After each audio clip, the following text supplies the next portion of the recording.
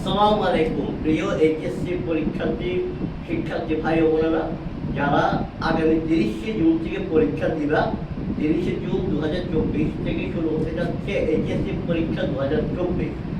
তো তোমাদের অনেকের অনুরোধ ছিল যে ব্যবসায়িক শিক্ষা বিভাগের কমার্সের সব যে সাবজেক্ট যে বিষয়গুলো আছে সেগুলোর সাজেশন দেওয়ার জন্য। তো সবগুলো বিষয়ের সাজেশন একই ভিডিওতে দেওয়া অসম্ভব, তাই একটা একটা করে ভিডিও শুরু করছি। আজকে আমি যে বিষয় নিয়ে কথা বলবো সেটা হচ্ছে হিসাব বিজ্ঞান প্রথম পত্র। এইচএসসি হিসাব বিজ্ঞান প্রথম পত্র নিয়ে আজকে তোমাদের সাথে কথা বলবো।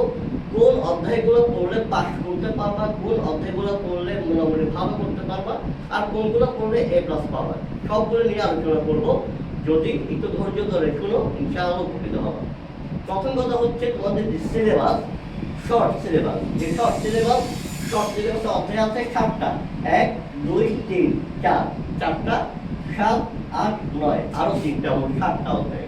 এই 7টা অধ্যায়ের মধ্যে তোমরা জানো হিসাব বিজ্ঞানে তোমাদের বাধ্যতামূলক 2টা প্রশ্ন উত্তর করতেই হয়, যে 2টা প্রশ্ন থাকে ক বিভাগে। তো এখানে আমি ক বিভাগটা পরে রেখেছি, খ বিভাগটা আগে রেখেছি। নিয়মিত ক বিভাগটা আগে রাখার কথা, কিন্তু কেন পরে সেটা পরে বলছি। তোমাদের খ বিভাগ থেকে প্রশ্ন আসবে 9টা, মোট সৃজনশীল 11টা। 11টা থেকে 7টা লিখতে হবে, যার মধ্যে খ বিভাগ থেকে আসবে 9টা। সরি, 5টি প্রশ্ন লিখেছি, এবারে 5টার উত্তর তোমাদেরকে করতে হবে। আবার এখানে 5টা প্রশ্ন আসবে, কেউ মনে করিও না। এখানে প্রশ্ন আসবে 9টা। কয়টা আসবে? 9টা, আমি লিখে দিচ্ছি।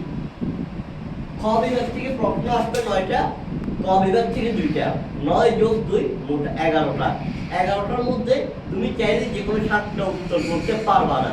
তুমি ক বিভাগ থেকে যে 2টা আসবে, এই 2টা বাধ্যতামূলক আর্থিক বিবরণী করতেই হবে। এই 2টা তুমি বাদ দিতে পারবা না। যদি তুমি এই 2টা বাদ না দিয়ে 7টা প্রশ্নের উত্তর করে দাও, 7টা করো 6টা করো, তাহলে 5টার পর যদি 6টা করো 1টা কাটা, যদি 5টার পর 7টা করো 2টাই কাটা।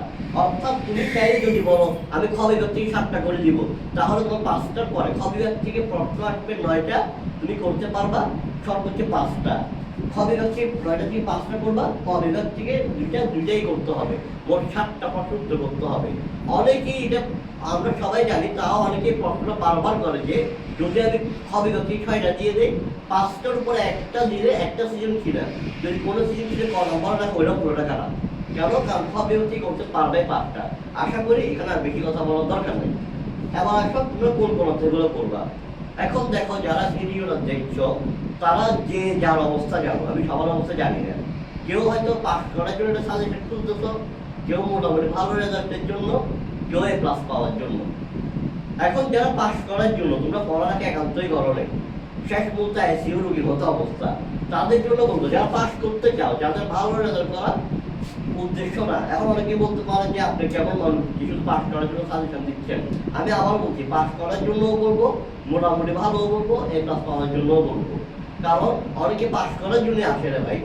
এখন দেখেন তোমাদের খ বিভাগ থেকে এই 6টা অধ্যায় হচ্ছে খ বিভাগের, যেখান থেকে 9টা সৃজনশীল রাখবে, তুমি লিখতে পারবো 5টা। এখন কেউ যে পাস করতে যাচ্ছে, সে বলছে ভাই আমি ক বিভাগ থেকে 2টা আর্থিক বিবরণী পারবো না, আমাকে পাস করার মতো কিছু প্রশ্ন বলেন, 70 23 পাইলে পাস, আমি যেন পাস করতে পারি। যারা পাস করতে চাও তারা সর্বনিম্ন 3টা অধ্যায় করবা। কয়টা অধ্যায়? 3টা অধ্যায়। এখান থেকে একদম প্রথমেই বলি, এখান থেকে যে কোনো 3টা অধ্যায় করতে পারো, যে কোনো 3টা, তোমার মনে যে 3টা চাই।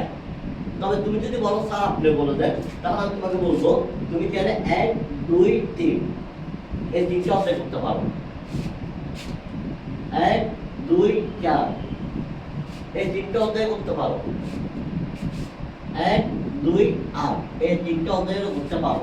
7 নম্বর অধ্যায়টা আমি যাদের প্রিপারেশন ভালো না, অথবা যাদের খুবই খারাপ অবস্থা, তাদেরকে আমি 7 নম্বর অধ্যায়টা অ্যাভয়েড করার জন্য বলি, সরাসরি বলি এই 7 নম্বর অধ্যায়টা করিও না। তোমরা চাইলে 3টা অধ্যায় তোমাদের পছন্দ মতো বেছে নিতে পারো। 1 2 3 5, 1 2 4 5, 1 2 8 5, তোমরা এতটুকু পাস করে ফেলবা। কারণ এই যে এখান থেকে যে 3টাই করো না কেন, তুমি মিনিমাম 4টা সৃজনশীল অবশ্যই কমন পাবা। আর 4টা সৃজনশীল যদি তুমি শুদ্ধভাবে করতে পারো, তাহলে 4টা সৃজনশীল মানে 40, তুমি তো পাস না, তুমি তো মোটামুটি ভালোই, মোটামুটি একটা নাম্বার তুলতে পারবা। মোটামুটি ভালো না, 40-এ 40 তুলতে পারবা যদি 4টা ভালো করে বলো। এরপরেও যদি আমার কিছু বলতে হয়, আর কিছু বলার নাই আমার। কারণ অনেকে 2টা অধ্যায় যাবে দিব না ভাই, আমি এতটুকু রিস্ক নেওয়ার মতো মানুষ না। এখন আসলে যারা মোটামুটি ভালো করতে চাও, যে স্যার আমি আর্থিক বিবরণী নিয়ে করবো, হ্যাঁ, তারা এখান থেকে 3টা, আর পাশাপাশি এখান থেকে যে কোনো 3টা, তার পাশাপাশি কি করতে পারো, এটা আর্থিক বিবরণী থেকে 2টা করে দিবে, তাহলে এখান থেকে 4টা পাওয়া, আর্থিক বিবরণী 2টা, মোটামুটি ভালো করার জন্য এতটুকু। অর্থাৎ এখান থেকে যে কোনো 3টা আর আর্থিক বিবরণী থেকে 2টা করলে তোমার যদি কপাল ভালো থাকে, তাহলে এই 3টা, এখান থেকে 3টা করে 3টা থেকে 5টা চলে আসতেও পারে, যদি তোমার কপাল ভালো থাকে। এখন আর এর পাশাপাশি এই 2টা বাধ্যতামূলকই, নবম অধ্যায় ক বিভাগ 2টা করবা, মোটামুটি ভালো আসবে। এবার যারা এ প্লাস পেতে চাও, যারা এ প্লাস, যাদের টার্গেট ডাইরেক্ট এ প্লাস, তারা এই যে বাধ্যতামূলক অংশটা দেখতেছ নবম অধ্যায়, এই অধ্যায় নয়তো মাস্ট করবা। তার সাথে তোমরা যদি এ প্লাস পেতে চাও, আবারও বলতেছে এ প্লাস, তাহলে তার সাথে আরো 4টা অধ্যায় করতে হবে। 4টা অধ্যায়, এখানে নবম অধ্যায় তো বাধ্যতামূলক, আর এখান থেকে যে কোনো 4টা, যে কোনো 4টা, তোমার যে 4টা, এখান থেকে যে 4টা তোমার ইচ্ছা, তোমার মনে, ওই 4টা তুমি করতে পারো। প্লাস এখান থেকে নবম অধ্যায়টা করলেই তুমি কি 100% 70-70 কমন পাওয়া, তোমার এ প্লাস পাওয়ার প্রিপারেশন হয়ে যাবে।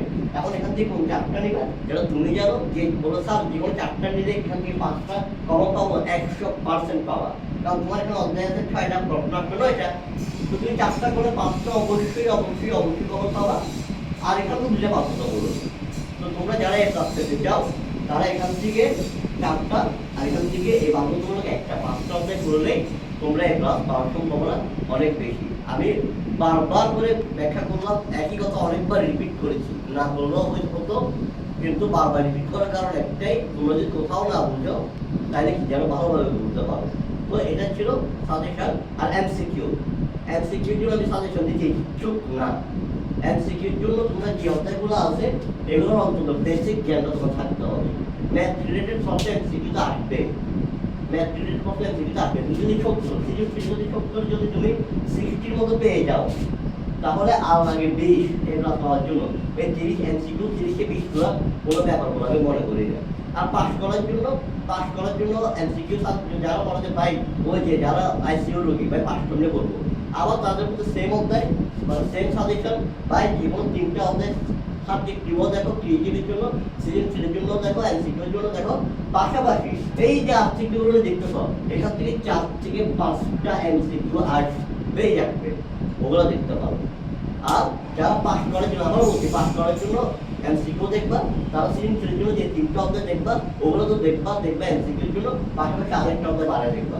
কারণ এমসিকিউতে 30-এর মধ্যে 10 পাইলে পাস, তোমাকে 9 পাইলে 10 পাইলে দিবে, এরকম কোনো সিস্টেম নেই, কোনো সিস্টেম নেই। 30-এ 10 পাইলে, কারণ এটা কাটবে ওএমআর মেশিনে, ওএমআর মেশিনে 9-কে 10 বানিয়ে দিবে। তোমাদেরকে অনেকে বলে যে 9 পাইলে 10 বানিয়ে দেয়, 8 পাইলে 10 বানিয়ে দেয়, এটা ফালতু কথা, ভিত্তিহীন কথা।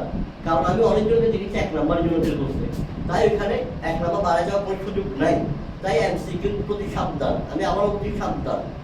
তাই এমসিকিউর জন্য আবার রিপিট করছি সাবধান, এমসিকিউতে ফেল মানে টোটাল পরীক্ষাতে ফেল।